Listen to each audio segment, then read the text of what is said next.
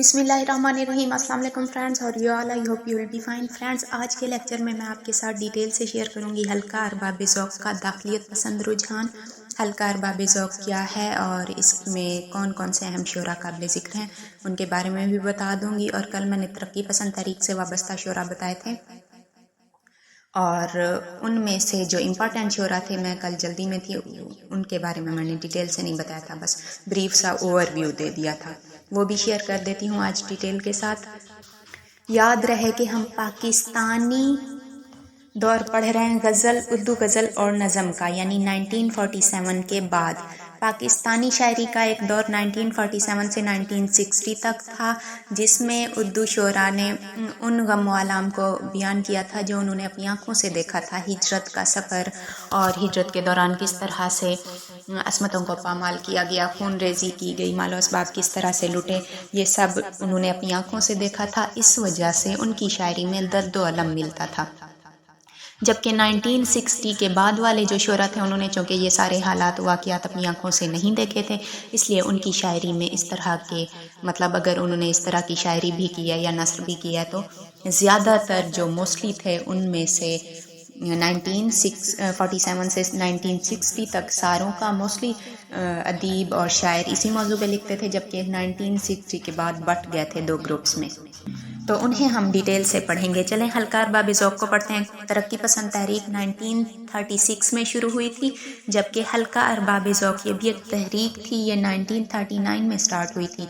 लेकिन इसके बाद आने वाले शोरा कुछ तरक्की पसंद तहरीक से वाबस्ता थे, कुछ हल्का अरबाब ज़ौक़ से। ये दोनों हैं तो करीब करीब, ऐसा नहीं है कि 1936 से 1939 तक के शोरा वगैरह या अदीब सिर्फ तरक्की पसंद तहरीक से वाबस्ता थे। वो अपनी शायराना खसूसियात की वजह से या अपनी नसरी कलाम की वजह से इन तहरीकों से वाबस्ता थे। तरक्की पसंद तहरीक में कौन कौन सी खसूसियात हैं उसके कलाम में, ये तो मैंने बता दिया। अब है हल्का अरबाब ज़ौक़, ये दाखिलियत पसंद रुझान रखते थे। दाखिलियत का एक चीज़ होती है दाखिलियत, दूसरी होती है खारजियत। नाम से भी जाहिर है, दाखिलियत से मुराद दिल की अंदरूनी कैफियत का बयान और खारजियत से मुराद बैरूनी हुस्न जमाल और बाहर के माहौल वगैरह का बयान, जो आँखों से देखा उसको बयान करना। हल्का अरबाब ज़ौक़ में इजहार में इनफरादी आज़ादी पर जोर दिया जाता था। उन्होंने आज़ाद नज़म को रिवाज दिया था, अदब में ताजगी और जदीदियत पसंद थे, दाखिलियत पसंद रुझान उन्होंने अपनाया था। हल्का अरबाब ज़ौक़ से वाबस्ता शोरा में अहम जो शायर हैं उनमें मीरा जी है, क़य्यूम नज़र, नून मीम राशिद, यूसुफ ज़फ़र, मुख्तार सिद्दीकी और ज़िया जालंधरी। इनमें सबसे अहम कौन से हैं? मीरा जी और नून मीम राशिद, जिन पे अक्सर क्वेश्चंस आए हुए होते हैं PPSC में भी और MABS के पेपर्स में भी। नून मीम राशिद कौन थे? नून मीम राशिद जो थे वो मगरबी तहजीब व तालीम से ताल्लुक़ रखते थे और उनकी पहली आज़ाद नज़म के बानी भी इन्हें कहा जाता है, नून मीम राशिद। और यूसुफ, क्या नाम था मेरे जहन से निकल गया, दूसरा यूसुफ हुसैन खालिद है क्या, तसद्दुक़ हुसैन खालिद को पहली आज़ाद नज़म नून मीम राशिद की जुरत परवाज़ थी। मज़हब, रिवायात और इखलाकियात वगैरह से इनका राब्ता न था, यानी दूर दूर तक वास्ता न था। बज़ाहिर तो मुसलमान थे, लेकिन मगरबी तहजीब व तालीम के दिलदादा थे। इनका जो जहन था वो इंतशार में था, पहले रूहानियत की तरफ गए, फिर ख्वाबों की तरफ, फिर औरत की तरफ, मगर कहीं भी सुकून ना मिला तो खुदकुशी का सोचा था इन्होंने। बाद में फिर मगरिब से बगावत की, पहले मगरिब और मशरिक के इत्तेहाद की बात करते थे, बाद में इन्होंने मगरिब से बगावत करके नून मीम राशिद ने मशरिक के लिए आवाज़ उठाई और मगरिब से बगावत करना शुरू कर दी थी और मशरिक के इंसान को कुछ करने के लिए उकसाने लग गए थे। माशरे की खारजियत से फ़र्द की दाखिलियत तक का सफ़र मिलता है इनकी शायरी में, यानी पहले खारजियत और दाखिलियत का डिफरेंस तो मैंने बता दिया। पहले इन्होंने खारजियत पे शायरी की, फिर दाखिलियत पे यानी दिल की अंदरूनी कैफियत को बाद में शायरी में जगह दी। शायरी में इनकी शायरी में तंज़िया नज़में भी मिलती हैं, ड्रामाई अंदाज भी मिलता है, खुद कलामी, मुकालमे, मौजू वगैरह। वो इंसान जो शिकस्त की वजह से अपने वजूद का मानी और मफहूम खो चुका हो, राशिद उसे हिम्मत दिलाता है अपनी शायरी के ज़रिए। दूसरा अहम शायर है मीरा जी, जिसे उर्दू अदब का बदनाम शायर भी कहा जाता है। 2021 کے لیکچرار اردو کے پیپر میں یہ آیا ہوا تھا کہ اردو کا بدنام شاعر کون ہے؟ میرا جی۔ ان کی نظم کی بنیاد جو ہے داخلیت پر ہے۔ بنیادی سوال جو ان کی شاعری میں تھا وہ یہ تھا کہ انسان کیا ہے۔ بنیادی سوال یعنی پہلے انہوں نے جو شاعری کی تھی ان کے یہی موضوعات تھے کہ انسان کیا ہے، انسان کے بارے میں تھی۔ اس جواب کے لیے انہوں نے مختلف سفر کیے۔ ایسا نہیں ہے کہ ایک شہر سے دوسرے شہر یا کنٹری سفر کیے، یعنی مختلف ادب کی پیاس بجھانے کے لیے مختلف معنی کے سفر کیے، مختلف ادوار کو پڑھنا تحقیق جیسے کی جاتی ہے، اس طرح سے انہوں نے مختلف سفر کرنے کے بعد میرا جی نے جنس کو اپنا موضوع بنایا تھا، اور اس کے بعد انہوں نے تصوف کو چنا تھا کیونکہ وہ عرفان ذات چاہتے تھے۔ میرا جی کی محبوبہ ایک دلہن تھی۔ وہ کہتے تھے کہ شاعر کو اپنی بیاہتا زندگی سے رومان حاصل کرنا چاہیے۔ اس کے بعد ویسے تو مشہور جو تحریکیں ہیں وہ تحریک علی گڑھ، ترقی پسند تحریک ہو گئی، اور حلقہ ارباب ذوق، یہ کافی امپورٹنٹ ہیں، لیکن چھوٹے چھوٹے ان میں ادوار بھی ہوتے ہیں۔ پھر جیسے عبوری دور تھا، 1941 سے شروع ہوتا تھا یہ، نہیں سوری، عبوری دور کا کوئی وہ نہیں ہوتا، کوئی خاص مخصوص ڈیٹ نہیں تھی، میرے مائنڈ میں مکس ہو رہے ہیں سوال کیونکہ کافی عرصے سے پڑھے ہوئے تھے۔ 1941 میں لکھا تھا۔ ترک دنیا کی ایک کتاب تھی جو میرا جی جو 1941 میں لکھی گئی تھی میرے خیال میں، اور مرتے وقت میرا جی کے ہاتھ میں وہی تھی، اور اس بک کا نام تھا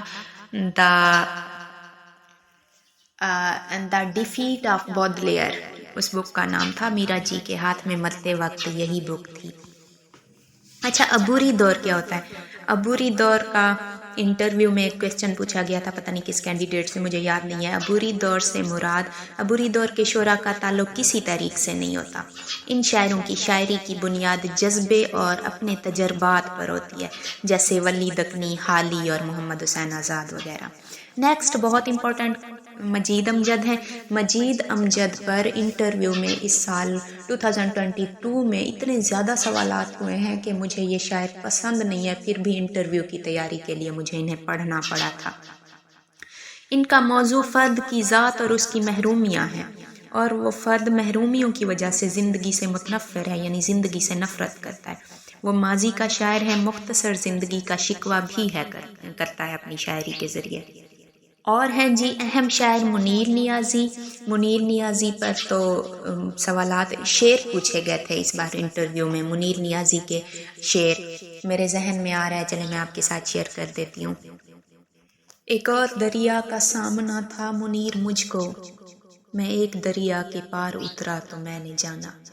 اچھا، ان کے موضوعات میں جدید دور کے مسائل، تنہائی، خوف اور آسیب اور رومانیت کے ساتھ پراسرار قسم کی روحانی فضا ملتی ہے۔ وزیر آغا ہے نیکسٹ شاعر، یہ بھی مجھے پسند نہیں ہے، یہ کامیاب شاعر نہیں ہیں۔ ان کے موضوعات میں دیو مالائی اور اساطیری حوالے، مٹی کی مہک اور فرد کی فطرت وغیرہ کو انہوں نے موضوع بنایا ہے۔ اس کے بعد ہے جدیدیت کا رجحان۔ جدیدیت کا رجحان 1960 کے بعد شروع ہوتا ہے، اور 1960 کے بعد کے جو شعراء ہیں وہ جدیدیت کے زمرے میں آتے ہیں۔ 1960 کے بعد کے ان شعراء کے تصورات کیا تھے؟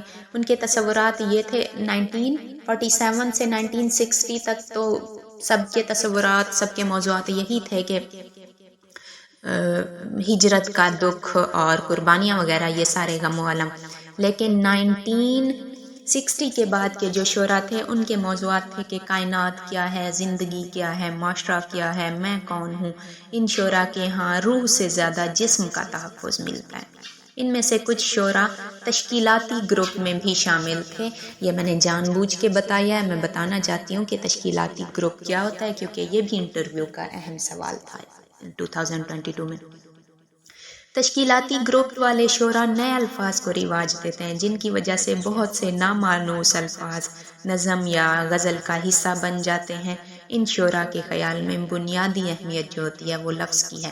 اب دیکھیں، میں نے ایک ہی پیج اوپن کیا ہوا ہے اپنی ویڈیو میں، کیونکہ اس ایک پیج میں بہت سارے شعراء کا ذکر ہے، بہت سارے امپورٹنٹ شعراء کا، تو میں چاہتی ہوں کہ اقبال کو سکپ کر دیتے ہیں، کیونکہ اقبال کا ٹاپک اتنا لینتھی ہے، اس پہ میں نے ویسے اپلوڈ کی ہوئی ہیں کافی ساری ویڈیوز، جو مسنگ ہیں کچھ چیزیں وہ بھی اپلوڈ کر دوں گی۔ اس کو فی الحال میں سکپ کر کے باقی شعراء کو ڈیٹیل سے ڈسکس کرنے کی کوشش کرتی ہوں جتنا پاسبل ہے آج کی ویڈیو میں، نہیں تو باقی کے کل کریں گے انشاءاللہ۔ چلیں سٹارٹ کرتے ہیں۔ 20ویں صدی میں غزل کی بجائے نظم پر زیادہ فوکس کیا گیا تھا، جس وجہ سے کلیم الدین احمد نے غزل کو نیم وحشی صنف سخن کہا تھا۔ نیم وحشی، نیم کا مطلب ہوتا ہے نیم بے ہوش، جیسے کہتے ہیں آدھا بے ہوش ہونا اور آدھا ہوش میں ہونا۔ وحشی صنف سخن بھی نہیں کہا تھا مکمل طور پہ، یہ بک میں مسٹیک ہے، یہاں لکھا ہوا ہے وحشی صنف سخن، جبکہ نیم وحشی صنف سخن کہا تھا، یعنی کہ کچھ وحشی صنف سخن ہے، یعنی کہ یہ انسان کو وحشیانہ پن پہ ابھارتی ہے، کیونکہ موضوع بھی پہلے یہی ہوتا تھا، عشق و معاشقی وغیرہ صرف۔ اب تو غزل میں کافی سارے موضوعات ایڈ ہو گئے ہیں، زندگی کے تمام تر معاملات کو غزل میں ایڈ کیا گیا، اس لیے اب غزل بہترین صنف سخن ہے، اور غزل کو بہتر صنف سخن بنانے کے لیے حسرت موہانی نے اہم کردار ادا کیا تھا، اس لیے حسرت موہانی کو رئیس المتغزلین کہا جاتا ہے۔ تو چلیں حسرت موہانی کے بارے میں بھی امپورٹنٹ کوسچن تھوڑا سا شیئر کر دوں، بریف اوور ویو۔ یہ 1878 میں اودھ کے قصبے موہان میں پیدا ہوئے تھے، اس لیے یہ موہانی کہلاتے تھے۔ ان کے والد کا نام سید اظہر حسین تھا، اور انہوں نے ابتدائی تعلیم آبائی مکتب سے ہی حاصل کی تھی، اور قرآن مجید اور فارسی کی تعلیم بھی انہوں نے اپنے قصبے فتح پور سے حاصل کی تھی۔ فتح پور شہر اور قصبہ موہان کے گورنمنٹ ہائی اسکول میں انگریزی تعلیم حاصل کی، اور پھر انہوں نے BA علی گڑھ کالج سے کیا۔ سیاست میں انہوں نے حصہ لیا، صحافت کی طرف بھی یہ متوجہ رہے تھے۔ علی گڑھ کالج میں ایک امپورٹنٹ کوسچن جو میرے خیال میں پاسٹ پیپر میں نے دیکھا تھا کہ یہ علی گڑھ کالج میں حسرت موہانی کی ملاقات کس سے ہوئی تھی؟ سجاد حیدر یلدرم سے بھی، شوکت علی خان سے بھی، اور محمد علی جوہر سے بھی ہوئی تھی۔ آخر میں تھا یہ سارے ہی تھے واقعی، ان سب سے ملاقات ہوئی تھی۔ اردو محلہ ان کا ایک رسالہ تھا جو کافی مشہور ہوا تھا، جس میں سیاسی، ادبی اور دینی مسائل شائع ہوا کرتے تھے۔ تحریک خلافت اور عدم تعاون کی تحریکوں میں میرے خیال میں ان دونوں تحریکوں کا پتہ ہوگا آپ کو، اور اگر نہیں پتہ تو بتائیے گا، میں ڈیٹیل سے بتا دوں گی یہ کیا تھی۔ تحریک خلافت اور عدم تعاون کی تحریکوں میں بڑھ چڑھ کر حصہ لینے کی وجہ سے کئی بار انہوں نے قید و بند کی صعوبتیں بھی برداشت کی تھیں۔ انہیں رئیس المتغزلین کیوں کہا جاتا ہے؟ اعلیٰ شعری خوبیوں کی بنا پر انہیں جدید اردو غزل کا بانی اور رئیس المتغزلین کہا جاتا ہے۔ اصلاح سخن کے لیے انہوں نے امیر اللہ تسلیم لکھنوی کی شاگردی اختیار کی تھی، یہ امپورٹنٹ ہے، میرے ذہن میں آ گیا سو میں نے بتا دیا۔ ان کی تصانیف کون کون سی ہیں؟ کلیات حسرت، شرح دیوان غالب جو دیوان غالب کے دیوان کی سب سے بیسٹ شرح ہے میری نظر میں، شرح دیوان غالب جس کے مصنف حسرت موہانی تھے، نکات سخن، محاسن سخن، اور ان کی آپ بیتی قید فرنگ۔